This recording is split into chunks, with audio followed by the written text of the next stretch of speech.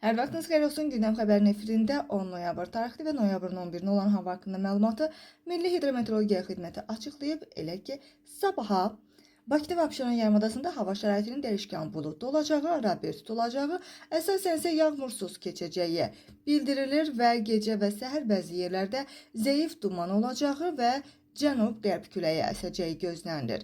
Havanın temperaturu isə gecə 12-15 dərəcə isti, gündüz isə 17-20 dərəcə isti olacağı proqnozlaşdırılır.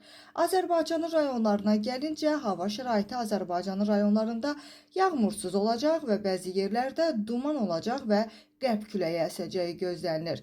Havanın temperaturu isə gecə 8-13 dərəcə isti, gündüz isə 19-24 dərəcə isti olacağı proqnozlaşdırılır. Dağlarda isə gecə 2-4 dərəcə isti, gündüz isə 10-15 dərəcə isti olacağı proqnozlaşdırılır.